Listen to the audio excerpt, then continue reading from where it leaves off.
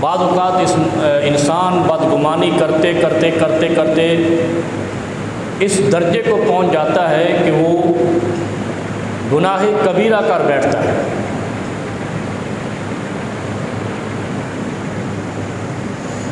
اور یہ بدگمانی کیا ہے؟ بدگمانی وہ پہلی سیڑھی ہے جس سے معاشرہ خانہ جنگی کی طرف جاتا ہے، تباہی کی طرف جاتا ہے، لڑائی جھگڑے اور فتنہ فساد کی طرف جاتا ہے۔ بدگمانی ہی وہ پہلی منزل ہے جس سے فساد فی الارض برپا ہوتا ہے۔ آپ مسلمانوں کی جتنی جنگیں ہیں ان کے بارے میں تحقیق کر لیں، کربلا سے لے کر آج تک جہاں مسلمان آپس میں لڑے ہیں وہ بدگمانی کی بنیاد پہ لڑے، اور قرآن اسی سورہ حجرات میں کہتا ہے فَأَصْلِحُوا بَيْنَ أَخَوَيْكُمْ، اپنے بھائیوں میں اصلاح کرو، اور اصلاح ضد ہے بدگمانی کی۔ اور پھر اللہ رب العالمین اسی صورت میں وَأَقْسِطُوا إِنَّ اللَّهَ يُحِبُّ الْمُقْسِطِينَ، اللہ انصاف کرنے والوں کو پسند کرتا ہے، انصاف کرو، اعدلوا هُوَ أَقْرَبُ لِلتَّقْوَىٰ، عدل کیا کرو، یہ تقویٰ کے قریب ہے۔ اور تقویٰ کیا ہے؟ جس قوم میں یا جن لوگوں میں تقویٰ آ جاتا ہے وہاں فساد نہیں رہتا ہے۔ تقویٰ صرف یہ نہیں ہے کہ آپ اللہ سے ڈر رہے ہیں، نماز پڑھ رہے ہیں لیکن چغلی کر رہے ہیں، غیبت کر رہے ہیں، نماز بھی پڑھ رہے ہیں، پروپیگنڈا بھی کر رہے ہیں، بدگمانی بھی قائم کر رہے ہیں لیکن نماز بھی پڑھ رہے ہیں۔ یہ تقویٰ نہیں ہے۔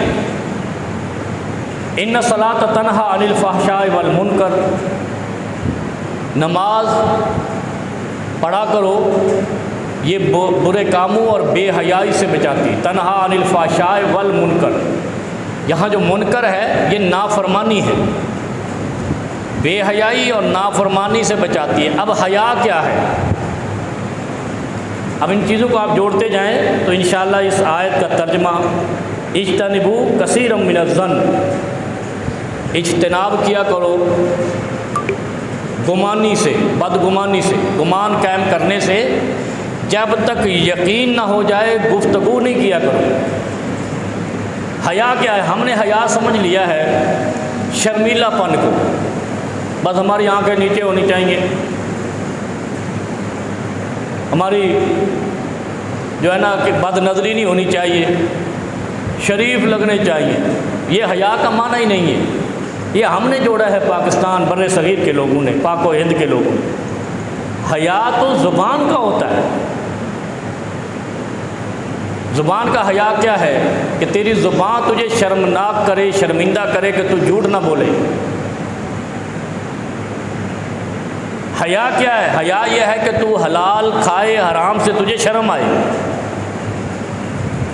حیا کیا ہے؟ کہ تو سچ بولے، جھوٹ سے تجھے نفرت ہو جائے۔ یہ حیا ہے، غلط تجھے شرمندہ کرے اور صحیح کام تجھے کرنے کو دل کرے۔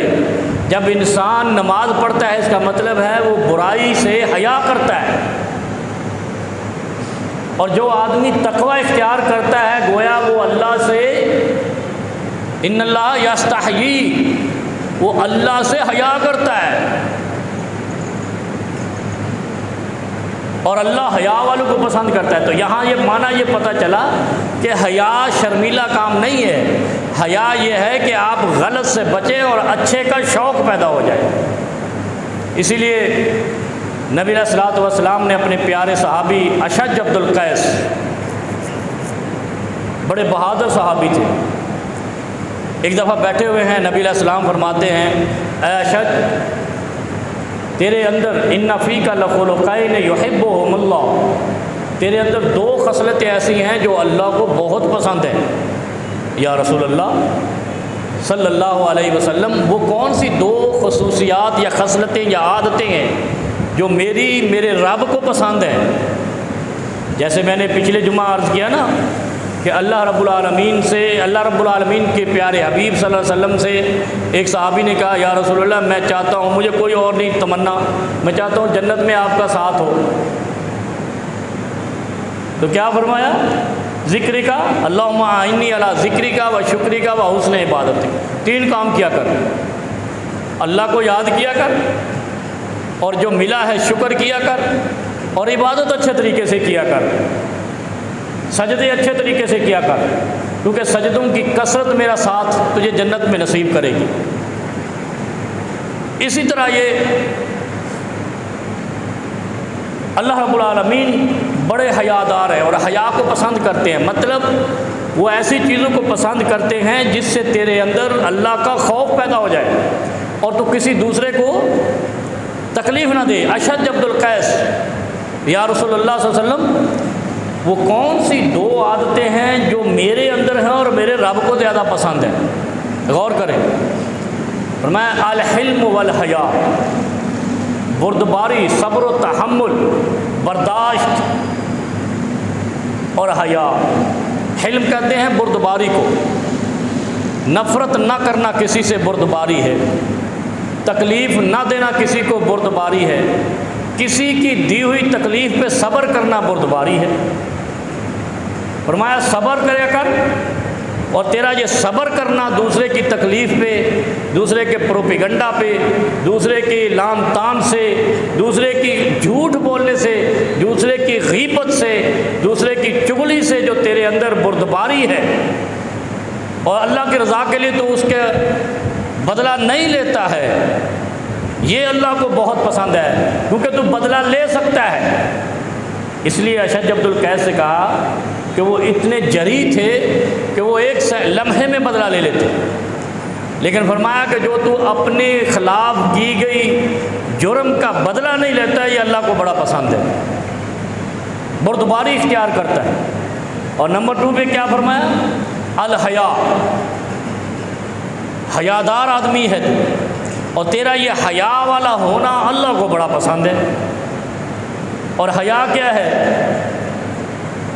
کوئی آدمی کسی کے بارے میں غلط بات نہ کرے، یہ حیا ہے۔ کسی کے خلاف کوئی پروپیگنڈا نہ کرے، یہ حیا ہے۔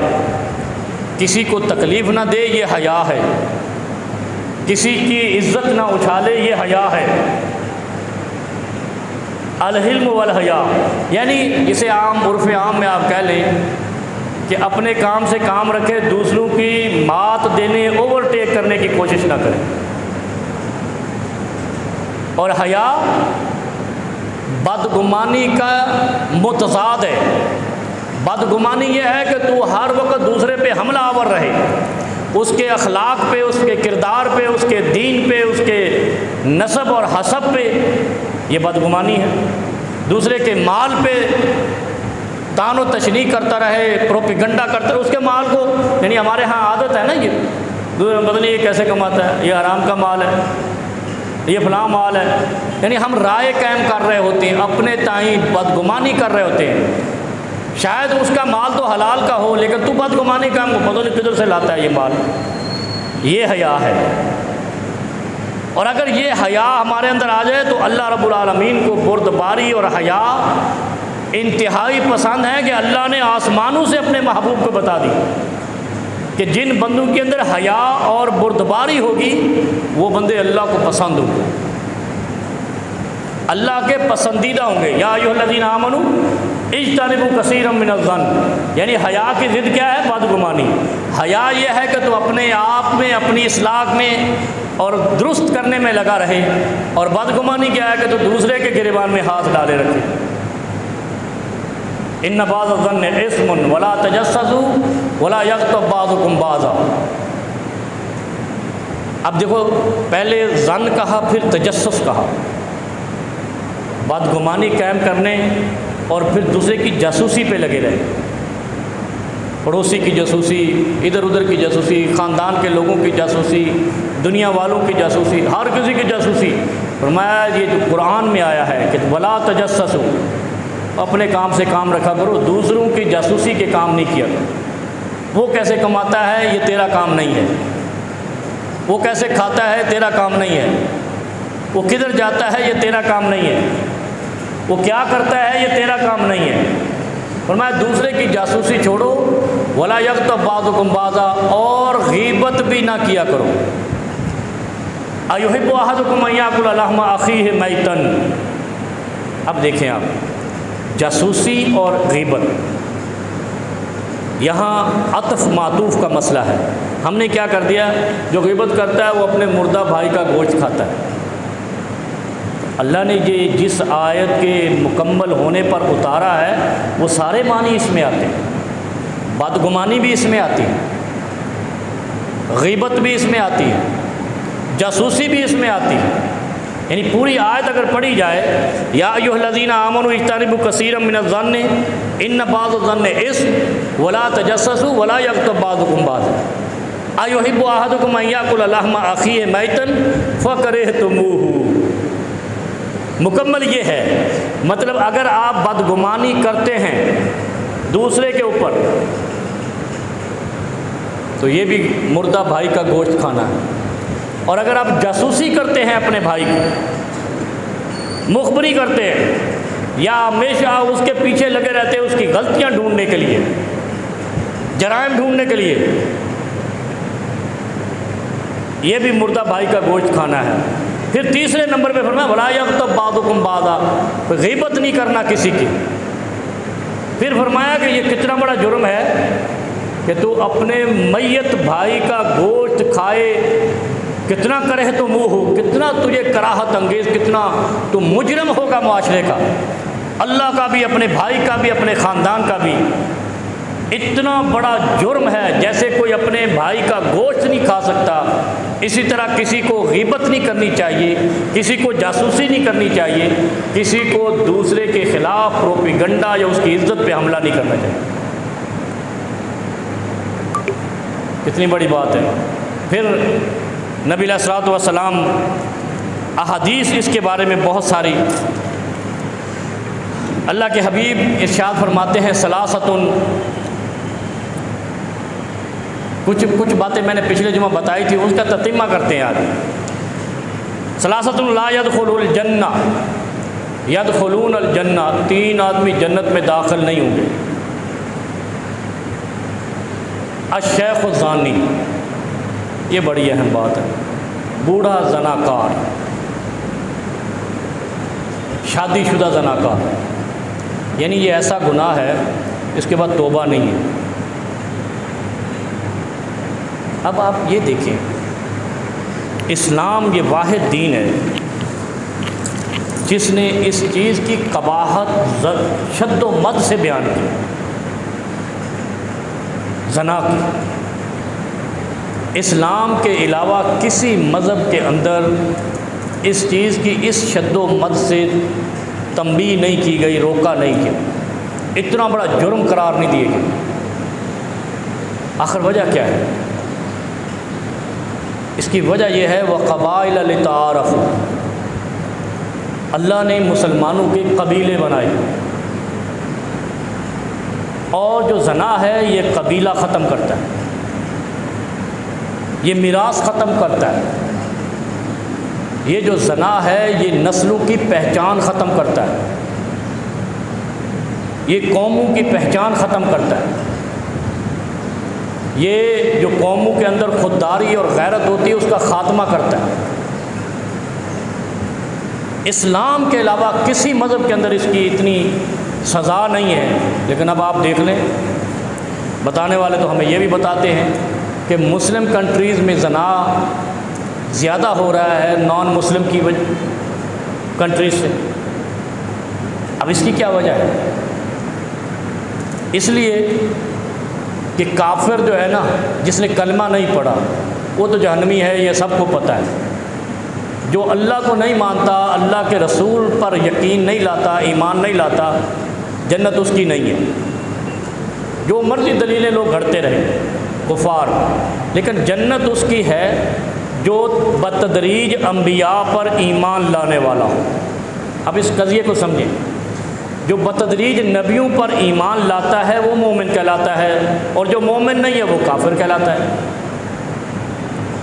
اور نبیوں پر ایمان کیا ہے کہ ایک نبی کے بعد دوسرا نبی آیا، لہذا نئی شریعت آ گئی، اب اس نبی پہ ایمان لانا لازم ہے۔ جب نبیوں کی آمد بند ہوئی، خاتم النبیین آ گئے، تو اب قیامت تک وہی دین چلنا ہے۔ اور مزے کی بات یہ ہے کہ جتنے بھی سازشیں کر کر کے نبوت کے دعوے کرتے آئے، کامیاب کوئی بھی نہیں ہوا۔ یہ بھی ایک وجہ ہے کہ اللہ نے جو قرآن میں کہا ہے نا، انا نحن نزلنا الذکر و انا لہ لحافظون، یہ صرف قرآن کی حفاظت نہیں ہے، اس سے مراد ہے اللہ نے اپنے دین اور اپنے اصولوں کی بھی حفاظت کی ہے، اپنے قوانین کی بھی حفاظت کی، اصول فطرت کی بھی حفاظت کی ہے۔ اللہ نے کسی نبی کو کامیاب نہیں ہونے دیا، مسیلمہ کذاب سے لے کر آج تک، چاہے وہ یہود و نصارہ کی گود میں جا کر بیٹھا ختم نبوت کا انکار کرنے والا، مگر وہ کامیاب نہیں ہو سکا۔ پوری یہود و نصارہ کی مشنری کی سپورٹ کے باوجود بھی اللہ نے اس کو کامیاب نہیں ہونے دیا۔ جیسے قرآن میں اتنا بڑا معجزہ ہے کہ پورا عالم کفر اس میں تبدیلی کرنا چاہتا ہے، لیکن 1500 سال ہو گیا کوئی ایک حرف بھی تبدیل نہیں کر سکتا، اور اگر کسی نے کرنے کی کوشش بھی کی یا تو خود ہی جل گیا یا خدا نے اس کی کوشش کو وہیں پر بھسم کر دیا، کامیاب نہیں ہو سکا۔ اب اس کے بعد آپ دیکھیں کہ زنا کی سزا اسلام نے لا تقربوا الزنا انہ کان فاحشہ، یہ تمہاری نسلیں برباد کر دے گا اگر زنا کے قریب جاؤ گے۔ اور پھر فرمایا کہ اگر 3 لوگ ایسے ہیں جو جنت میں داخل ہی نہیں ہو سکتے، اور جنت صرف مومن کا خاصہ ہے، اور مومن وہ ہے جو اللہ پر بھی یقین لاتا ہے اور روز آخرت پر بھی یقین لاتا ہے، اور روز آخرت میں جی اٹھنے پر بھی یقین لاتا ہے، اللہ کے رسول صلی اللہ علیہ وسلم پر بھی ایمان لاتا ہے، اور حساب و کتاب پر بھی ایمان لاتا ہے، لیکن زنا کرتا ہے۔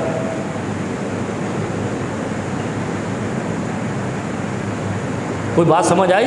پھر زنا بھی کرتا ہے، یعنی وہ پکا مسلمان ہے پاکستانی، وہ پکا مسلمان ہے ہندوستانی،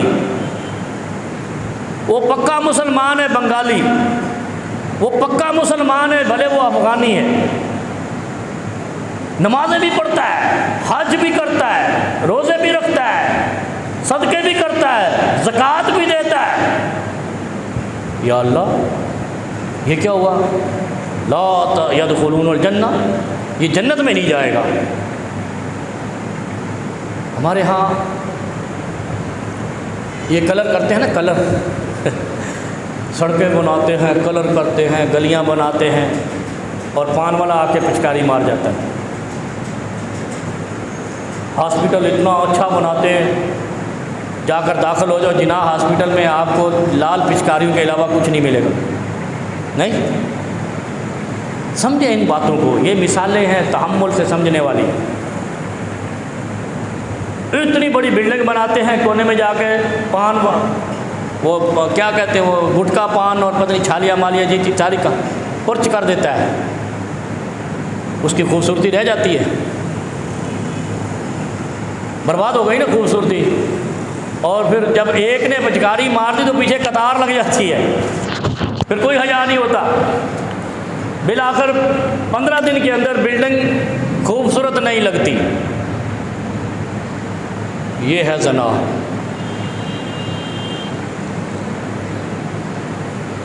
چودہ 15 لاکھ 13 لاکھ لگا کے حج کر کے آیا، لیکن زنا کی عادت نہیں گئی۔ سارے حج پہ اس نے پان کی پچکاری مار دی۔ اب جو بھی صاف ستھرا آدمی، نفیس آدمی گزرے گا وہ کراہت کرے گا۔ تو جس آدمی نے حج بھی کیا، نماز بھی پڑھی، تقویٰ بھی کیا، سب کچھ کیا، اور زنا کر لیا، اس نے گویا کہ فرشتوں کو اپنے اوپر کراہت والا بنا دیا۔ اب اللہ کے فرشتے جس سے کراہت کرے، خدا کیسے معاف کرے گا؟ یہ بات سمجھیں آپ ذرا غور سے، ہم اس کو معمولی سمجھتے ہیں۔ ہم اس کو فیئر کہتے ہیں، ایسے کہتے ہیں نا، اور مغرب میں چلے جائیں تو بوائے فرینڈ گرل فرینڈ کہانی چلا رکھتے ہیں، یہاں فیئر چل رہے ہیں۔ یہ زبان کا بھی زنا ہے، آنکھ کا بھی زنا ہے۔ آنکھ کا زنا تو سنا ہے نا، زبان کا زنا بھی سنا ہے۔ اور سورہ یاسین میں کیا آتا ہے؟ کل ہاتھ بھی گواہی دیں گے، زبان بھی گواہی دے گی، آنکھیں بھی گواہی، جسم کا ہر عضو وہاں پہ گواہی دے گا کہ میرے ساتھ اس نے یہ کیا۔ ایک تو یہ اس کی قباحت ہے کہ آپ کے سارے عملوں کو برباد کر دیتا ہے۔ اسی لیے نبی علیہ السلام نے فرمایا ثلاثۃ لا يدخلون الجنہ، 3 آدمی تو جنت میں جائیں گے ہی نہیں، اس میں دوسری رائے نہیں ہے کہ بیچ کا کوئی راستہ ہے۔ تیسری اس کی قباحت یہ ہے کہ اسلام نے جو قبائلی نظام بنایا ہے وہ برباد ہو جاتا ہے۔ اسلام کے اندر جو جرت مند یا غیرت مند لوگ پیدا ہونے ہیں وہ ختم ہو جاتے ہیں۔ آپ دیکھ لیں، مومن ہے تو بے تیغ بھی لڑتا ہے، ایسے ہی کہتے ہیں نا علامہ اقبال، کافر ہے تو شمشیر پہ کرتا ہے بھروسہ۔ کافر صرف شمشیر پہ بھروسہ کرتا ہے، خدا پہ نہیں کرتا ہے، اس لیے کہ وہ اس معاشرے میں خاندانیت نہیں ہے، فیملی سسٹم نہیں ہے، خاندانی نظام نہیں ہے، غیرت کا نظام نہیں ہے۔ جہاں پر زنا کا نظام ہے وہاں غیرت نہیں ہوتی۔ اس لیے نبی علیہ السلام نے اتنی سختی سے فرمایا ثلاثۃ لا يدخلون الجنہ، 3 آدمی جنت میں داخل بھی نہیں ہو سکتے۔ الشیخ الزانی، زناکار بندہ۔ اچھا یہ ذہن میں رکھیں، اس زنا سے مرد مراد ہے، اگر اس میں عورت بھی ملوث کی جاتی تو الشیخہ کا لفظ بولا جائے، الشیخۃ الزانیہ، مؤنث کے صیغے ہوتے ہیں۔ اس حدیث میں نبی علیہ السلام نے صرف مردوں کو روکا ہے۔ یوسف علیہ السلام کو روکا تھا، رک گئے تھے، زلیخا تو نہیں رکی تھی نا، عزیز مصر بن گئے، بادشاہ وقت بن گئے، کس وجہ سے؟ زنا سے بچ گئے۔ اور کوئی خاندانی امیر و کبیر نہیں تھے، وہ خاندانی بادشاہوں کی اولاد نہیں تھی، وہ کوئی نواز شریف کی طرح مریم نواز اور جناب حمزہ شہباز نہیں تھے، لیکن خدا نے اپنے تقوی کا ایک امتحان لیا اور اس کو نبی بھی بنا دیا، بادشاہ وقت بھی بنا دیا، عزیز مصر۔ اچھا بادشاہ وقت تو سارے ہی ہیں، بادشاہ وقت تو آپ کے یہ مقبوضہ کشمیر میں بھی بنتے ہیں نا، مفتی فیملی اور پتہ نہیں کیڑی کیڑی فیملی، لیکن کٹھ پتلی ہوتے ہیں۔ جب عزیز کا لفظ آ جائے نا، یہ ذہن میں ہے، ان اللہ قوی عزیز، اس کا مطلب ہوتا ہے زبردست اختیارات والا، طاقت والا بادشاہ۔ یوسف علیہ السلام تھا، عزیز مصر کہتے ہیں نا، تو عزیز مصر سے مراد یہ ہے کہ وہ صرف بادشاہ نہیں تھا کہ جس کو چیف آف آرمی اسٹاف اتار کے جیل میں ڈال دے، بلکہ اس کے اندر اللہ نے اتنی طاقت اس کو دے دی، اختیار دے دیا کہ وہ اپنے آرمی چیف کو جیل میں ڈال دیتا۔ اس تخت کا مالک اس کو بنایا۔ امتحان کیا لیا تھا؟ ایک رات کا،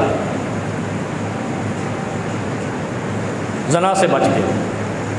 اور ہم سارے ذلیل ہیں مسلم کنٹریز۔ میں نے پچھلے جمعہ بھی بتایا تھا کہ ہم بیماریاں نہیں ڈھونڈ رہے، ٹیمپریری علاج کرتے ہیں۔ IMF سے قرضہ لے کے، ورلڈ بینک سے قرضہ لے کے، ادھر ادھر سے مانگ پینگ کے چلو وقت گزارو۔ ٹیمپریری علاج آپ کو پائیدار زندگی نہیں دیتا۔ ایک میں نے بیماری بتائی تھی کہ جو ناشکری کرتا ہے وہ کبھی غالب نہیں آتا، اور پھر اللہ ان کا رزق بھی ختم کر دیتا ہے، یعنی معیشت ہی ختم کر دیتا ہے۔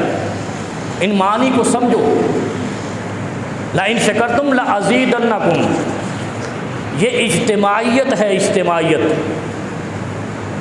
اجتماعی طور پہ شکر گزار قوم بنے گی تو کبھی ناکام نہیں ہوگی۔ 2-4 کا شکر 8-10 کو نہیں سمیٹ سکتا۔ اسی طرح اجتماعی طور پر اگر زنا پہ روک تھام نہیں ہوگی، 2-4 مولویوں کے شریف ہونے سے غالب نہیں آؤ گے۔ اللہ نے ایک امتحان میں ڈالا یوسف علیہ السلام کو، نبی بھی بنا دیا، بادشاہ بھی بنا دیا، طاقتور بھی بنا دیا، پوری قوم کو ان کا مطیع و فرما بردار بھی بنا دیا۔ اور اگر ایسا نہیں ہے تو پھر کوئی بھی عبادت ہے وہ آپ کو پایا تکمیل تک نہیں پہنچائے گی، جنت تک نہیں لے جائے گی۔ اور دوسری کیا بات ہے،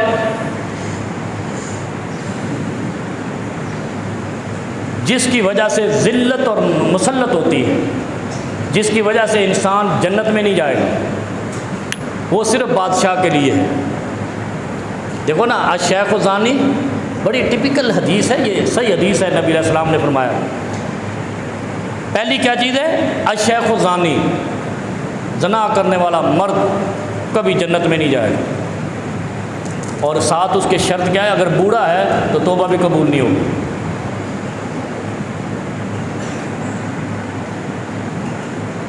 لفظ کیا ہے؟ الشیخ الزانی، نسل بھی برباد، نسب بھی برباد، قوت بھی برباد، جنت بھی برباد، بچا کیا پھر؟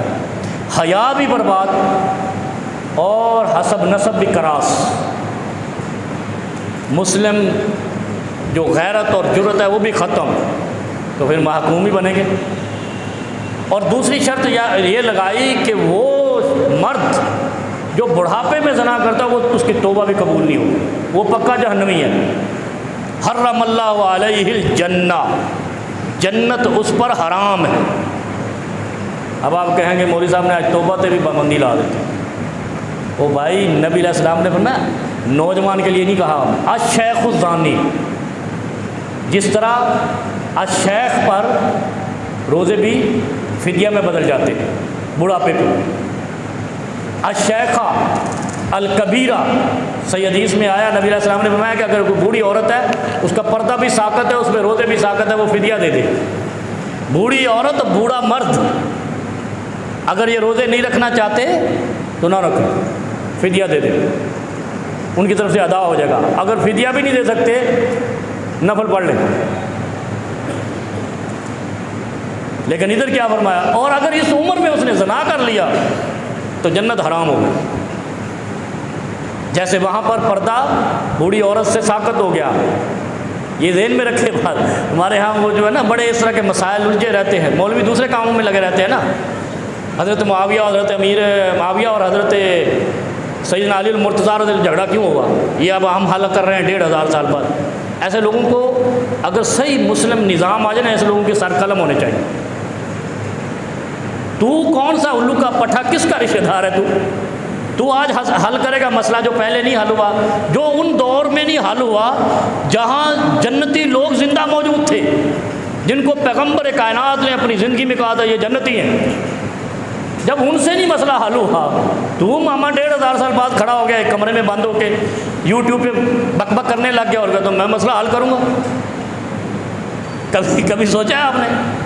جو مسائل اس دور میں اصحاب نبی سے حل نہیں ہوئے، آج کوئی حل کر ہی نہیں سکتا۔ صرف یہ ہے کہ وہ جیسے وہ ٹین ڈبہ بجاتا رہے گا اور مال بناتا رہے گا۔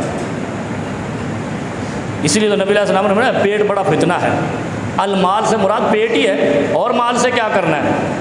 المال والبنون فتنۃ لکم، یہ جو مال ہے نا، یہ پیٹ کا نام مال ہے، یہ فتنہ ہے۔ اور جو اس چکر میں بیانات دے دے کے ان جھگڑوں کو ہوا دیتا ہے، یعنی بجھی ہوئی آگ کو جلانے کے چکر میں، کیا فرمایا؟ الشیخ الزانی کی کوئی بخشش نہیں۔ اور دوسرا بڑا اہم ہے، وہ ٹیپیکل ہے، بالکل سنگل پرسن ہے، فرمایا الامام الکذاب، جھوٹ بولنے والے بادشاہ پر بھی جنت حرام ہے۔ جھوٹا، کیا فرمایا؟ عرش کا سایہ 7 لوگوں کے، سبعۃ یظلھم اللہ فی ظلہ یوم لا ظل الا ظلہ، فرمایا 7 آدمیوں کو عرش کا سایہ ملے گا قیامت کے دن جب کوئی سایہ نہیں ہوگا۔ اس میں پہلا فرمایا الامام العادل، سچا انصاف کرنے والا حکمران کو عرش کا سایہ ملے گا۔ نمازی، روزے دار، حاجی واجی سب پیچھے، صرف سچا حکمران عرش کے سائے میں ہوگا۔ اور یہاں کیا فرمایا کہ اگر جھوٹا حکمران ہے وہ جنت میں داخل نہیں ہوگا، اور اس کا سایہ تو پہلے رہ گیا۔ اور ہمارے ہاں بالکل سچے پکے مومن حکمران ہیں، ایسے مومن حکمران ہیں کہ وہ کیا کہتے ہیں، یا ایھا الذین آمنوا ان جاءکم فاسق بنبأ فتبینوا، کہ اگر تمہارے پاس کوئی فاسق آدمی خبر لائے تو اس کی وضاحت کر لیا کرو۔ تو بھائی وہ فاسق کون ہے؟ جو دھاندلی کرتا ہے یا جو دھاندلی روکتا ہے؟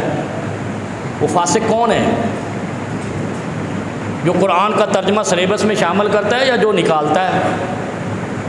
یار وہ فاسق کون ہے ہمیں بتا دو، کہ جو اقوام متحدہ میں پوری دنیا کفر کو کہتا ہے کہ مجھے مصطفیٰ سے محبت ہے، آئندہ بدماشی نہیں کرنی، توہین نہیں کرنی، ہمارے دلوں کو تکلیف ہوتی ہے۔ فاسق کون ہے؟ جو پاکستان میں ساری امت مسلمہ کو جمع کر کے کہتا ہے بولو اسرائیل کے خلاف۔ فاسق کون ہے؟ جو اسرائیل کو تسلیم کرنے لگے ہیں یا جو کہتا تھا اسرائیل کو کبھی تسلیم نہیں کریں گے؟ یار فاسق کی تفسیر تو بات، اور اگر کوئی سوال کرے تو اس کو لٹکا دیتے ہو۔ الامام الکذاب، جھوٹا بادشاہ جہنم میں جائے گا، جنت میں کبھی نہیں جائے گا۔ دھاندلی کرنے والا حکمران جہنم میں جائے گا۔ 8 فروری کو جو دھاندلی کی ہے، میں اپنے کراچی کی بات کر لیتا ہوں کہ 99% جو لوگ ہارے ان کو تم نے وزیر بنا دیا، تو فاسق کون ہے؟ جنہوں نے 180 کو 1800 ووٹ کر دیا، فاسق کون ہے؟ نہ کرو ایسے۔ الامام الکذاب پر جنت اور ہم باقی جو مرضی باتیں کرتے رہو۔ کراچی میں ایک بھی متحدہ کا MNA نہیں جیتا۔ سپریم کورٹ کا جسٹس کہتا تھا وہ یار تم نے تو 15 نمائندے کھڑے کیے، 18 کیسے جیت گئے؟ تو ہم پوچھتے ہیں مقتدرہ سے، خدا کے لیے یہ بتاؤ فاسق کون ہے؟ جیتنے والے یا ہارنے والے؟ یا جو جتوائے گئے یا جو ہروائے گئے؟ یار کیا؟ اچھا پھر کہتے ہیں یہ خوارج ہے۔ اور میں کئی دفعہ وضاحت کر چکا ہوں، پاکستان میں کوئی مولوی بولنے کو تیار ہی نہیں۔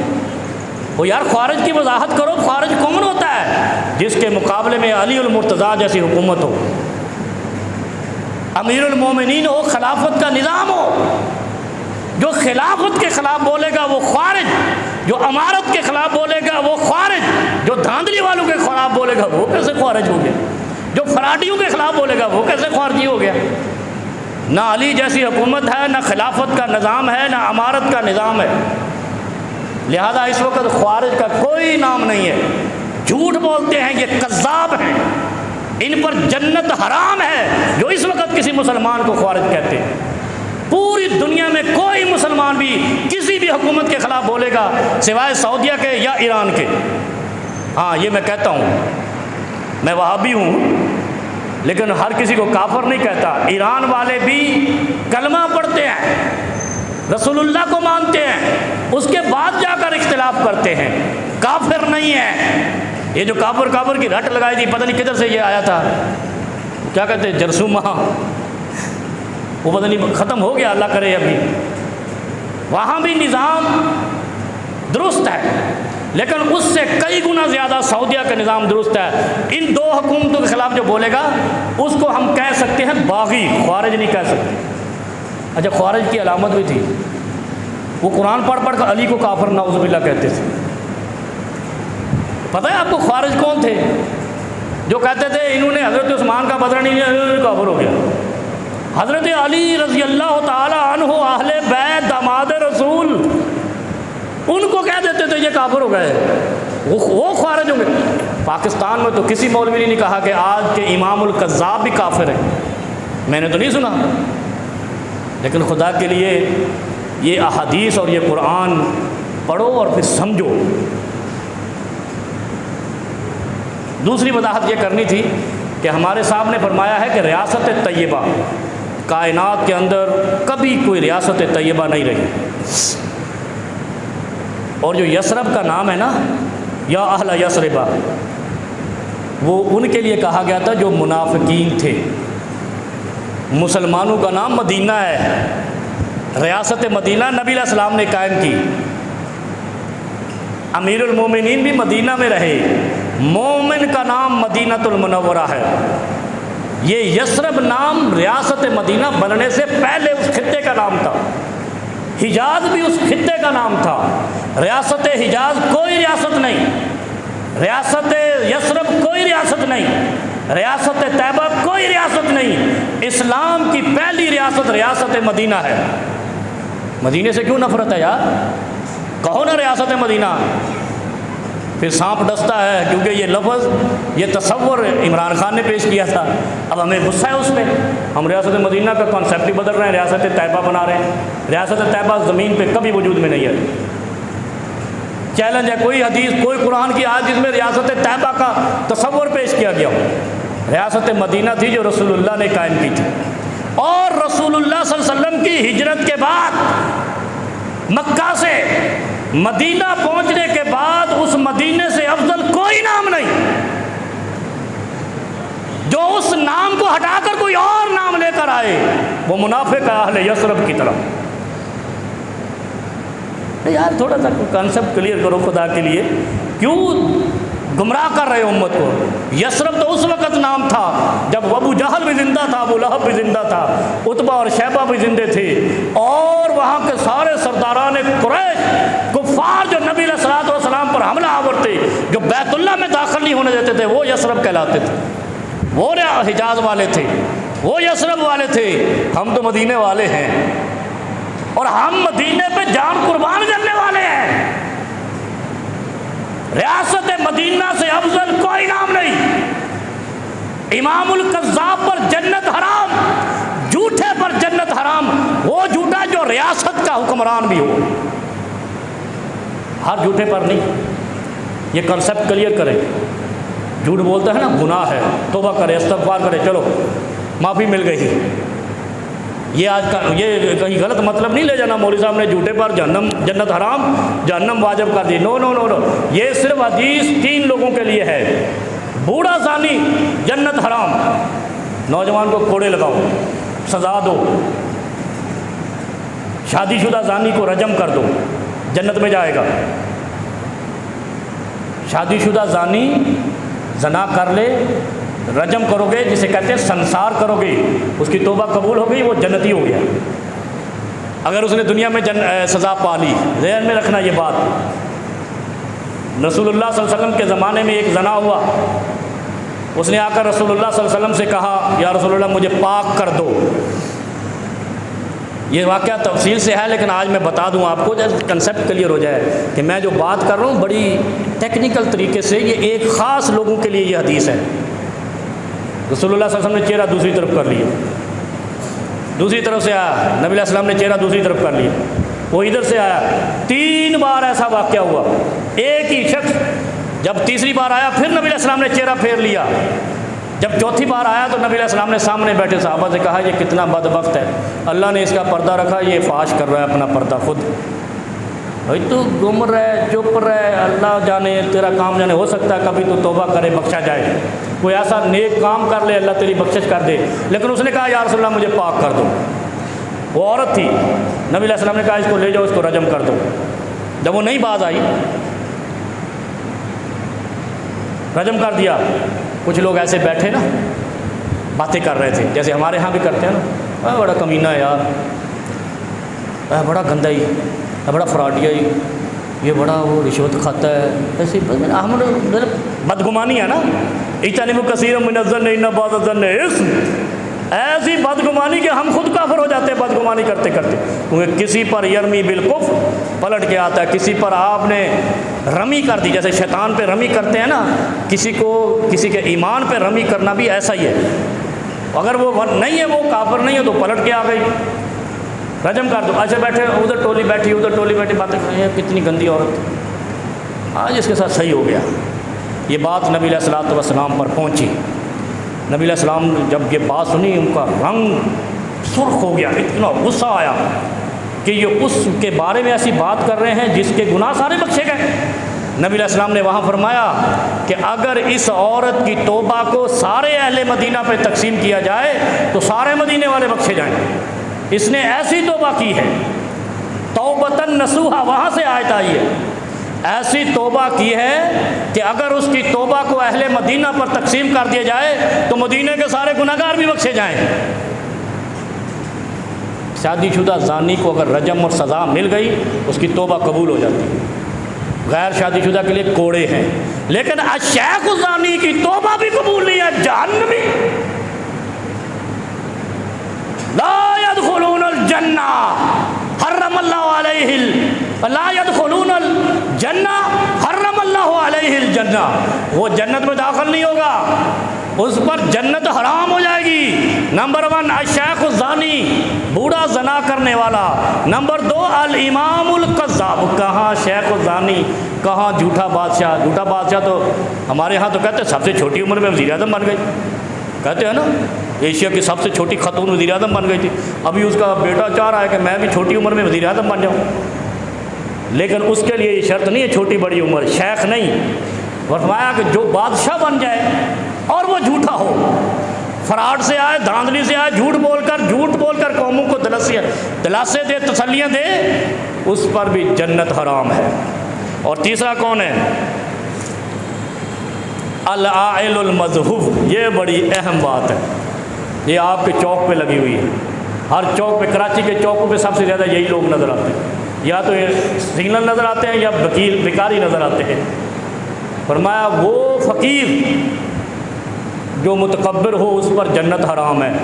متکبر فقیر کون ہے؟ عاطف بھائی کو پتہ ہے، آپ کی گاڑی کو ٹک ٹک ٹک ٹک کرتا ہے، آپ نے شیشہ نہیں کھولا، معاف کر دو، وہ آگے سے ہونٹ ہلا کے جاتا ہے، بھلے تمہیں گالی دے کے جا رہا ہو، تم تو نہیں سن رہے نا گاڑی کا شیشہ بند ہے۔ وہ میں نے دیکھا ہے یار، میں تو چلتا پھرتا آدمی پرزا ہوں نا، تو وہ آگے سے گاڑی رکھی ہے دیتا کچھ بھی نہیں، ایسی گاڑی رکھی ہے دیتا کچھ بھی نہیں، ایسے کہتے ہیں نا۔ فرمایا العائل المذہوب، متکبر فقیر پر جنت حرام ہے۔ چھوٹی سی بات ہے نا، وہ سنتا ہے، یہیں دیکھ لو، یہ سارے چوک سے اٹھ کر ابھی یہاں بیٹھے ہوں گے، یہ عذاب بنا ہوا ہمارے لیے، اور آپ دے رہے ہو ان کو، عادت ڈال رہے ہیں بھیک مانگنے کی۔ اگر آپ سارے تھوڑی سی غیرت کرنے کے یہاں دینا جائز نہیں ہے، کیونکہ فرمایا نبی علیہ السلام نے کہ بندہ مومن وہ ہے جس کا رزق نیک لوگ کھائیں۔ نیک لوگ رزق کس کا کھاتے ہیں؟ یہ نیک لوگ ہیں، یہ دسترخوان والوں پہ بھی لگتی ہے کہ مومن وہ ہے جس کے رزق پہ نیک لوگ آئیں۔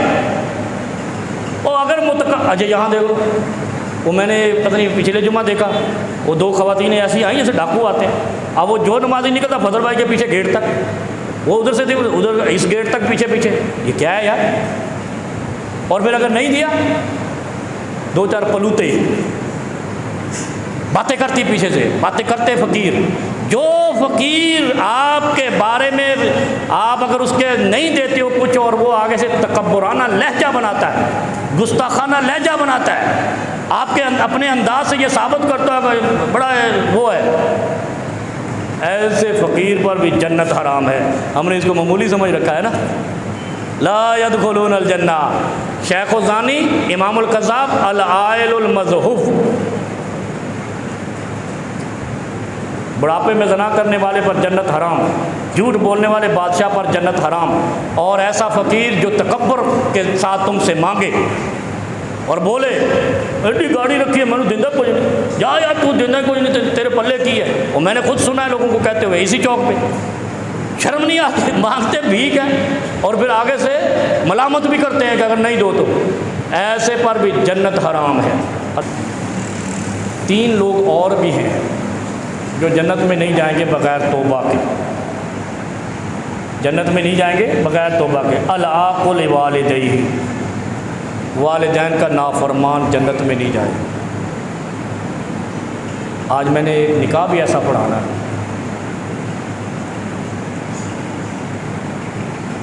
جس کے اوپر یہ ہے، اس کو میں نے سمجھایا ہے، لیکن وہ ابھی پچھلے دنوں واقعہ نہیں سنا ہو یہیں پہ نہیں، آپ نے نہیں سنا، مجھے کسی نے سنایا تھا۔ یہ پیٹرول پمپ ہے ایئرپورٹ کے ساتھ، یہاں سے جائیں نا، یہ جہاں سے شار فیصل پہ چڑھتے ہیں ڈھابے، جی کیا ہے یار، ناتا خان، اس کے صرف پیٹرول پمپ ہے، بیٹا باپ کو مار رہا ہے، مکے اور بہت سے پولیس والے کھڑے ہیں، ابھی پولیس والا نماز پڑھنے آیا تھا، پولیس والے کھڑے ہیں، اس کو منع نہیں کر رہے، باپ بیٹے کا جھگڑا ہے، اے یار تیرا قانون کا جھگڑا نہیں ہے۔ اچھا وہ ماں بھی ساتھ کھڑی ہے، بیچاری رو رہی ہے، اب وہ ہمارے صاحب، یہ ہمارے وکیل صاحب ہیں نا نیچے بیٹھے ہوئے، یہ کہیں وہاں سے گزر رہے تھے، یہ بھی تگڑا آدمی ہے، اس نے اس کو پکڑا، اب پیٹرول پمپ والے اپنے وہ اپنے، میں واقعہ اس لیے سنا رہا ہوں کہ ایسے لوگ بھی ملعون ہیں، زمین پر چلتے پھرتے لانتی ہیں۔ اس نے اس کو پکڑا، کیا مسئلہ ہے؟ اب وہ خاموش ہے، اب باپ بتانے لگ گیا بھی میرا جرم یہ ہے، اب شادی اس کی مرضی سے نہیں کر رہا، اب یہ جھگڑا تھا، اس نے اس کو کھینچا ذرا، وہ جب وکیل کو دیکھا نا، یہ بھی کورٹ میں کوئی وکیل آ گیا، وہ پولیس والے بھی آ گئے، پیٹرول پمپ والے بھی آ گئے، اب اس کو ذرا تھوڑی سی سروس کی، اور اس کے بعد باپ کو ساتھ لایا، ادھر تک لایا، اور اسے سارا قصہ سنا۔ قصہ سننے کے بعد کہا کہ جاؤ آپ رپورٹ کرا دو۔ کہہ رہا ہے کہ رپورٹ کیا ہے، یہ ابھی گھر جا کے ہمیں نہیں چھوڑے گا۔ یہ ہے وہ اولاد العاقل والدیہ، یہ جنت میں نہیں جائے گی، یہ چلتی پھرتی لانتی اولادیں ہیں، اور ہم نے مر کے تو جانا ہی ہے، سب نے جانا ہے مر کے۔ والدین کا نافرمان چاہے وہ 80 سال زندگی پائے، وہ بخشا نہیں جائے گا اگر والدین نے بخشا نہیں اس کو، اگر اس نے والدین سے معافی نہیں مانگی اور والدین کی تابعداری نہیں کی۔ یہ ہے وہ قانون جو ابھی میں نے کہا نا، یا شیخ و زانی سے معاشرہ برباد ہوتا ہے، فساد فی الارض ہوتا ہے، غیرت، حمیت، عزت، وقار سب ختم ہوتا ہے۔ یہ اسلام نے پابندی اس لیے لگائی ہے، زنا پہ پابندی جتنی اسلام نے لگائی ہے وہ نسلوں کے تحفظ کے لیے لگائی ہے۔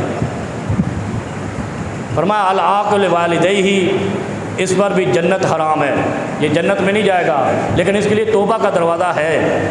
دوسرا فرمایا الدیوس، پورا پاکستانی معاشرہ تقریباً 80%، جس شوہر کی بیوی پردہ نہ کرے وہ بھی جنت میں نہیں جائے گا شوہر۔ اب آپ کہیں گے یار ساڈا کی قصور ہے، ایسے کہو گے نا، اسلام نے نسلیں بنائی ہیں، معاشرہ بنایا ہے حیادار بردبار۔ فرمایا جس کی بیوی پردہ نہ کرے وہ شوہر بھی جنت میں نہیں جائے گا، جس کی بیوی پردہ نہ کرے وہ شوہر جنت میں نہیں جائے گا۔ الدیوس اس کا معنی یہ ہے، کیونکہ ہم کہتے نہیں ہیں بیوی کو کہ پردہ کرو، مجرم ہم ہیں، وہ آپ کی زوجہ محترمہ ہے، آپ اس کو کہیں گے کہ میری عزت اس میں ہے کہ تو پردہ کر۔ جس مرد کو اپنی عزت کا احساس نہیں وہ پردے کا کیوں کہے گا؟ اور نبی علیہ السلام نے اس پر اتنی سخت وعید سنا دی کہ اگر بیوی پردہ نہ کرے اس شوہر کی خیر نہیں، جب تک کہ وہ پردہ نہ کر لے پھر اس کی خیر ہے، پھر یہ اپنے عملوں سے بخشا جائے گا۔ اب سارے کے منہ چپ ہو گئے۔ یہ وہ ہیں معاشرتی باتیں ہیں، یہ وہ باتیں نہیں ہے کہ وہ جھگڑا کیوں ہو گیا تھا آج سے 1500 سال پہلے، یہ ہمارا ہے من، یہ ہم جو زندگی میں رہ رہے ہیں یہاں بھی تو کوئی مرو بات کرو۔ دیوس، والدین کا نافرمان جنت میں نہیں جائے گا، جس کی بیوی پردہ نہ کرے وہ شوہر جنت میں نہیں جائے گا۔ آیا وہ کیا کہتے ہیں اونٹ پہاڑ کے نیچے۔ اب آئے پاکستانی، اتنا حق ہر مرد کا بنتا ہے کہ اپنی بیوی سے کہے کہ تیرا پردہ میری بخشش ہے، میری جنت ہے، میری عزت اور وقار ہے۔ نمبر 3 الرجلۃ من النساء، الرجلۃ من النساء، جو عورتیں مردوں کی مشابہت کرتی ہیں، بال کاٹ لیے، کپڑے مردوں جیسے پہنتی ہیں، بال کاٹتی ہیں، تو فرمایا الرجلۃ من النساء، جب تک کہ وہ بال رکھ نہیں لے، جب تک وہ عورتوں والے کپڑے نہیں پہن لے اس کو بھی جنت نہیں ملے گی۔ اب عورتیں بھی آگے پہاڑ کے نیچے، یہ اسلام ہے۔ دیکھو کتنا پیارا دین ہے، کیسے ہمارا گھر بنا رہا ہے۔ ہمارا خاندان بنا رہا ہے، ہماری عزت اور وقار بنا رہا ہے۔ یہ ہے اسلام، یہ دکھاؤ دنیا کو، ہم دنیا کے لیے مثال بن جائیں۔ صحابہ کرام ایسے جاتے تھے، یہ نہیں کہتے تھے کلمہ پڑھ لے، کہتے کونوا مثلنا، ہمارے جیسے ہو جاؤ، ہمارے جیسے ہو جاؤ۔ اور دنیا دیکھ دیکھ کے اصحاب کی زندگی کو مسلمان جوگ در جوگ افواجا